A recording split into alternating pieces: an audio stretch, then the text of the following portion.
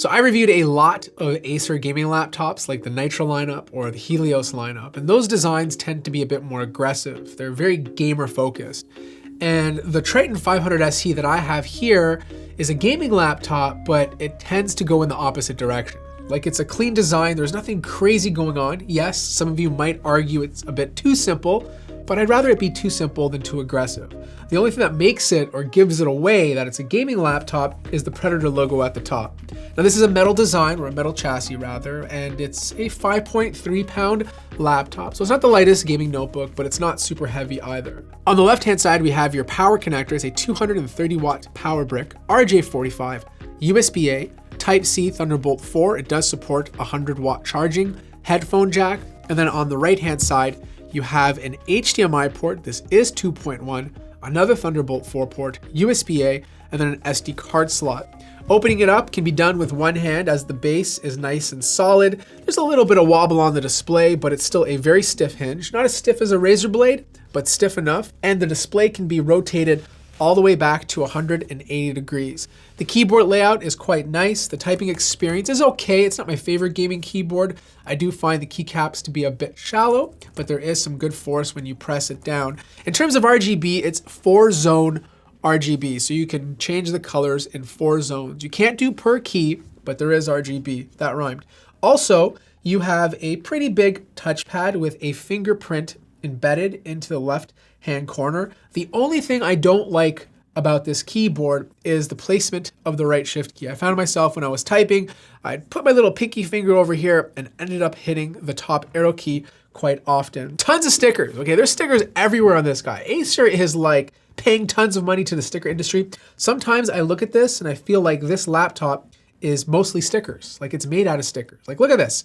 We got a 240 hertz sticker, NVIDIA sticker there, NVIDIA sticker over there. It's just stickers. Now the laptop does support a MUX switch, but it's not under the Predator Sense software, which is really weird because in my press materials, it does show the dedicated GPU being able to turn on and off under advanced settings. So I think there will be a software update to do it under Predator Sense, but in the meantime, all you have to do is head over to the NVIDIA control panel, and then you can do it under there. So just like the Acer Nitro 5, you cannot switch the mode unless the battery is at 40% or higher. This is regardless of whether it's plugged in or not, which is a little weird because most other laptops, as long as it's plugged in, you can change the mode. As for the display, it's a 16-inch, 16 by 10 QHD plus 240 hertz display with a 3 millisecond response time. It's a fantastic display. In fact, I think it's the exact same panel that the Legion 5i Pro is using, so I have no complaints. It's a bright display, it has good color gamut, it's fantastic for gamers, but it's also great for content creators. The webcam is also 1080p. I'm not sure if the previous model was 720p, but either way, it's a slight upgrade from the previous version of cameras they were using. It still overexposes parts of my face and my shirt, but it is a slight improvement. Sound quality, not the greatest. Speakers are on the bottom, they sound very flat, there's no depth to them, and there's definitely no bass. But performance on this is solid. Like, this SKU is the i9-12900H with 32 gigabytes of DDR5 memory. And then of course you have an NVIDIA RTX 3080 Ti with 105 watt TGP. Now, single core clock speeds were fantastic. They were definitely on the higher end compared to other i9-12900Hs that I tested. But when it came to multi-core speeds, it was a little bit lower for this type of power profile. If you're buying this to do creative work on the side, I found that it was very solid in Adobe Premiere Pro. It did a good job with Photoshop, and it was pretty respectable when it came to After Effects compared to the competition.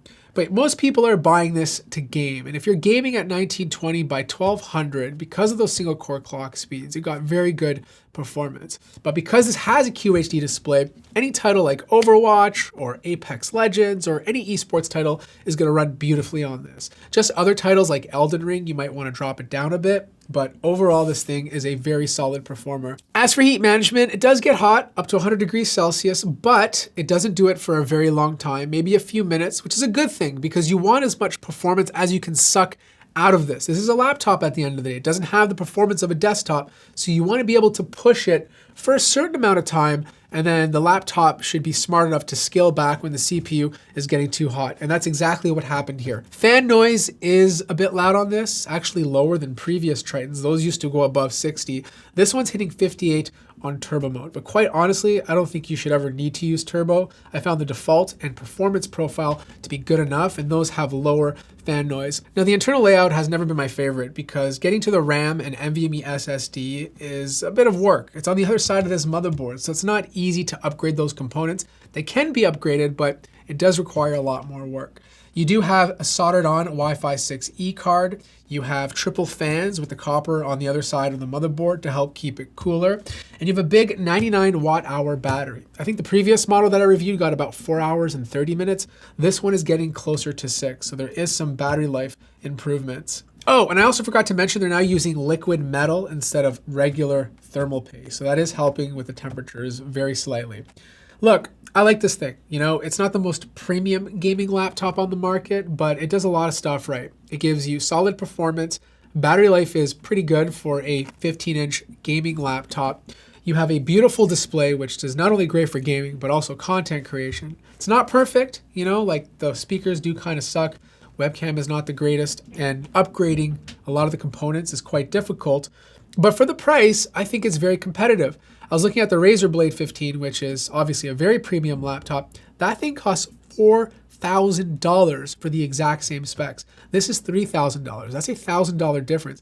Even something like the Asus Strix Scar costs $300 more. It has better performance, but you still are paying $300 more. I think for the price, it's very reasonable. It's not a super deal or anything, but I think compared to the competition, they got the price right. And overall, they have a product that's fairly improved compared to the previous one. If you have any more questions, let me know in the comment section down below. Like the video if you liked it, subscribe if you haven't already, and I'll see you guys in the next one.